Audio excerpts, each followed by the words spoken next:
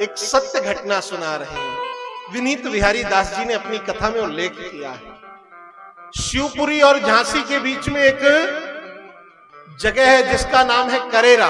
अभी हमारे आचार्य जी करेरा होके आए, हम भी गए हैं, कथाओं से ही के लिए ही गए हैं। शिवपुरी में कई कथाएं हुई। करेरा में एक मंदिर है प्राचीन काल का, अभी भी वो मंदिर है बाके बिहारी जी का, करेरा की गलियों में ये मंदिर है। वहां एक महंत रहते थे, उन महंत का नाम था रज्जवदास। क्या नाम था? रज्जवदास। तो वो जो रज्जवदास रहते थे, ठाकुर जी के मंदिर के महंत थे, बिहारी जी के मंदिर के। रज्जवदास जी वहां रहते और मंदिर के ठीक थोड़ी आगे एक वैश्य महिला, एक महिला रहती थी। घर में सब लोग समाप्त हो चुके थे, कोई था नहीं, केवल वही एक महिला थी, गहोई वैश्य समाज की थी। ये सत्य घटना है, अकेले वही रहती थी। वही जैसी उसकी वृत्ति थी, वैश्य वृत्ति, जैसे बनिया लोग काम करते हैं, सवेरे सवेरे पकौड़ी बनाना बेचना। एक दिन की बात कि वहां मैया को स्वप्न हुआ कि मैं मरी पड़ी हूं। स्वप्न हुआ कि मैं मरी पड़ी हूं और मेरा सारा धन लोग चुरा करके उठा करके लिए जा रहे हैं। ऐसा स्वप्न देखा तो सवेरे उसके चित्त में आया कि कहीं सच में ये सही ना हो जाए। तो सवेरे सवेरे उठ करके नहा धो करके पहुंच गई बिहारी जी के मंदिर में। महंत थे रज्जवदास, उनसे जाकर के कहा, महाराज मैं अपना सब कुछ बिहारी जी के नाम करना चाहती हूं। जो मेरे पास है संपत्ति, धन, वैभव, सब मैं बिहारी जी के नाम करना चाहती हूं। महंत जी ने कहा, बड़ी अच्छी बात है, बदले में क्या चाहिए? बोले 2 रोटी इस टाइम और 2 रोटी उस टाइम। अब शरीर भी नहीं चलता। महंत जी ने कहा, कोई समस्या नहीं, चकाचक रहो। अब उस महिला ने सब कुछ समर्पित कर दिया अपना भगवान को और वहीं रहने लगी। भगवान का नित्य निरंतर भजन करती, मंदिर में बैठ करके ठाकुर जी की झाड़ू सेवा भी करती, तो भगवान का संकीर्तन करती। भगवान से प्रीति हो गई उसकी, भगवान से प्रेम हो गया उसका। समय बीता। महंत जी रात को दूध परोसते थे, सबको दूध परोसा, मैया को भी दूध ग्लास में दिया। सब लोग दूध पीते, पर वो मैया दूध चबाती, और जब दूध चबाती तो महंत जी ने कहा, रे ये तो क्या कुटुर कुटुर करती रहती है, चबा चबा करके, अरे दूध पीती है। बोले, महाराज इसमें मेवा ज्यादा डाल देते हो ना आपने मेवा इसमें ज्यादा डाल दिया। महंत जी ने कहा, मेवा और हम खुद तो खाया नहीं, तुम्हें क्या मेवा खिलाएंगे। दूसरे दिन देखा क्या, दाल, दोपहर की पारुस हुई, दाल में घी दिख रहा है। महंत जी ने कहा, ये घी? बोले, आप ही डालते हो घी। महंत जी ने कहा, हम तो किसी को नहीं देते, इसको कहां से मिल जाता घी।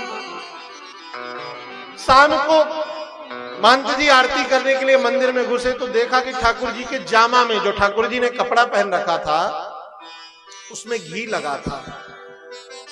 ठाकुर जी ने सोचा बत्ती वत्ती का लग गया होगा, पहुंच दिया ठाकुर जी ने, महंत जी ने। बात आई गई, थोड़े दिन, 1-2 दिन बीते, फिर देखा कि ठाकुर जी के दोनों हाथों में घी लगा है और मंदिर के पात्र खाली होते चले जा रहे हैं, काजू बादाम के और घी के। तो महंत जी ने देखा कि हाथों में घी लगा है ठाकुर जी के, समझ गए, बोले यही करते हैं, सब कुछ सारा काम इन्हीं का है। तो ठाकुर जी ने कहा, अरे प्रभु, ये मैं अपने लिए थोड़ी रखता हूं, ये तो आपके ही भोग के लिए घी और ये पंचमेवा है। आपके संत आते हैं, उन्हीं की सेवा में घी और पंचमेवा का प्रयोग होता है, पर ये ठीक नहीं है, ऐसा मत करिएगा। अब ठाकुर जी को कौन समझा सकता है महाराज? ठाकुर जी तो रोज वही काम करते, बर्तन खाली होते चले जा रहे। एक दिन महंत जी को बड़ा गुस्सा आया रज्जवदास को, और ठाकुर जी के पास पहुंच करके लगे सुनाने। क्या कहा? अरे बाल सिंहासन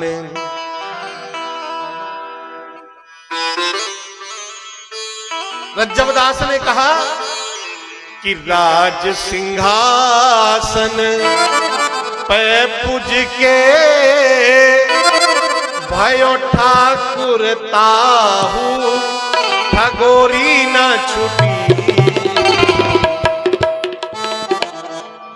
कि राज सिंहासन पे पूज के भयो ठाकुर ताहू ठगोरी न छुटी। और काहू को काम बने बिगड़े। रज्जबदास कहते हैं किसी का काम बने या बिगड़े आपसे आपका फर्क नहीं पड़ता। आपको कोई मतलब नहीं कि मंदिर के पात्र खाली होते चले जा रहे हैं।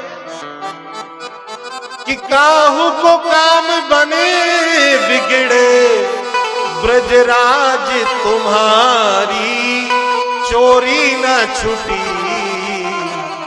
राज सिंहासन पे पूज के ब्रजराज तुम्हारी ठगोरी न छुटी। अरे ठाकुर तुम्हारा स्वभाव है चोरी करने का। पहले तो चोरी करते थे, अब मंदिर में भी चोरी करने लगे। अब महंत जी को इतना गुस्सा आया, इतना क्रोध आया महंत जी को। महंत जी ने कहा कि अब ऐसा कौन सा उपाय करें कि इसे घर से बाहर, मंदिर से बाहर निकलवा दें। तो सीधी सी बात है, महंत जी अब बैठ गए मंदिर के बाहर। और जो लोग निकलते, कोई महिला निकलती, पुरुष निकलते, सबको बुला के कहते सुनो इधर आओ। वो आते तो बोलते क्या बात है। अरे बोले तुमको पता है, उसको प्रेम से भक्तिन कहते थे। मंदिर में रहती थी ना, तो बोले जो हमारे यहाँ भक्तिन रहती है ना, उसने पुरुष कर लिया है, उसने किसी मर्द को रख लिया है। अब ये बातें तो बड़ा जल्दी फैलती हैं समाज में, खूब जल्दी फैल गई महाराज। लोग है की दृष्टि से देखने लगे। माताएं देख करके मुंह सिकोड़ लेती भक्तिन को देख करके। भक्तिन ने कहा क्या हुआ। लोगों ने बताया कि ऐसी ऐसी बात है, तुमने तो पति कर लिया। बोले कैसी बात करते। बोले महंत जी ने बताया है। महंत जी के पास नहीं गई भक्तिन, अपने समाज के लोगों के पास गई। गहुई वैश्य समाज के लोगों को बुलाया और बुला करके भक्तिन ने कहा मैंने जो दे दिया है बिहारी जी को, मुझे वापस नहीं चाहिए। पर जो लांछन मुझ पर लगाया गया है, जो कलंक लगाया गया है, आप लोग चल करके मुझे निष्कलंक करिए। रात में नहीं गई, सवेरा हुआ, सारे समाज के लोग आगे, महंत जी द्वार पर बैठे। देखा पीछे भक्तिन, समझ गए महंत जी बात क्या है, समझ गए। जब महंत जी समझ गए, लोग बोलते उसके पहले ही महंत जी कहने लगे दाल में घी आ जाता है। मंदिर के भंडार में रखे हुए बर्तन अपने आप खाली होने लगते हैं। बोले महाराज समस्या क्या है। अरे बोले इसने पति कर लिया है।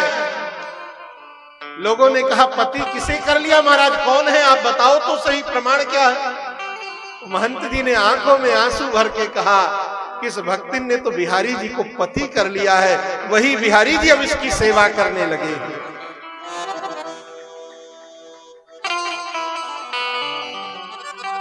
गहोई वैश्य के लोगों ने कहा महाराज आपको चिंता करने की अब जरूरत नहीं है, इसकी चिंता मत करो, ये अब आपके मंदिर में नहीं खाएगी, अब हम लोगों के घर में खाएगी पिएगी। एक एक दिन हम सब लोग इसका निमंत्रण करेंगे। पर भक्तिन ने कहा आप लोग जाओ, मैं कल आऊंगी। मंदिर में ही ठहर गई। महंत जी ने दोपहर का भोजन दिया, भक्तिन ने भोजन किया नहीं। भक्तिन ने कहा इच्छा नहीं है पाने की, और दिन भर रोती रही भगवान की डेहली पर बैठकर। रात हुई, महंत जी दूध लेकर के आए, दूध पी ले, दूध भी नहीं पिया। भगवान के सामने बैठी रही। देहली पर मंदिर बंद हो गया, भगवान की चौखट पर बैठे बैठे कहती, आपके हाथ से पाय प्रसाद और के हाथ को प्रसाद न पाऊं। भक्ति ने बहुत ऊंची बात कही कि नाथ को नाम कियो बदनाम, मेरे कारण भगवान का नाम बदनाम कर दिया महंत जी ने। नाथ को नाम कियो बदनाम, विवादिन सो में विवाद न बढ़ाऊं, और आपके हाथ पाय प्रसाद। हे प्रभु, आपने पारुष की मेरे लिए, आपके हाथ से पाय प्रसाद, अब मैं काहू के हाथ प्रसाद न पाऊं। अब महाराज अन्य किसी के हाथ का प्रसाद नहीं पाऊंगी। रात्रि बीती, ब्रह्म वेला आई, एकाएक भक्तिन चौखट पर बिहारी जी के सर रखकर पड़ी है। एकाएक दिव्य प्रकाश हुआ। महंत जी मंदिर के सब परिकर निकल करके आए। देखा क्या कि भक्तिन के प्राण निकल करके बिहारी जी के चरणों में समा गए। बिहारी जी के चरणों में भक्तिन के प्राण समा गए। भक्तिन की समाधि बनाई मंदिर के ठीक पीछे, और जब तक महंत श्री रज्जवदास जी जिए तब तक भगवान की आरती के बाद उस समाधि की भी आरती करते थे छत पर जाकर।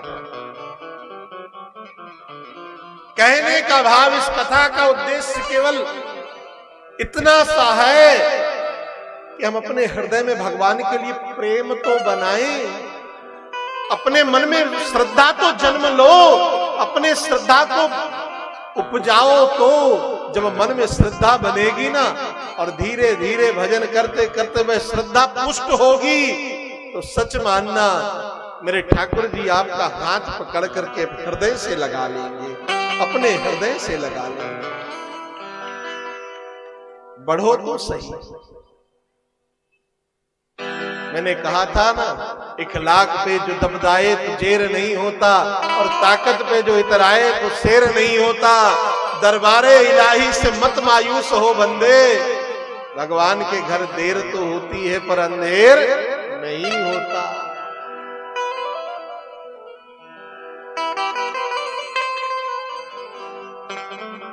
किसी से मेरी मंजिल का पता पाया नहीं जाता।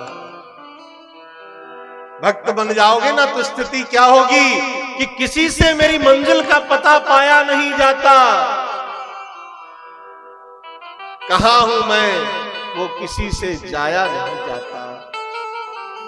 और ये वो नगमा है जो हर साज पर गाया नहीं जाता। भक्ति बताने का विषय नहीं, भक्ति तो हृदय में स्थापित करने का विषय मेरे भाई। अच्छा देखो, इसमें भी समस्या है। भक्ति करने लगोगे तो घर ही के लोग कहेंगे बड़ा भक्त बना फिरता है। लोग पागल कहेंगे। क्या कहेंगे? ये तो पागल हो गया। तब क्या कहना है? व्यासपीठ से उत्तर लेते जाओ। क्या कहना कि इन्हीं बिगड़े दिमागों में वो अनसुलझे से लच्छे हैं, हमें पागल ही रहने दो, हम पागल ही अच्छे हैं।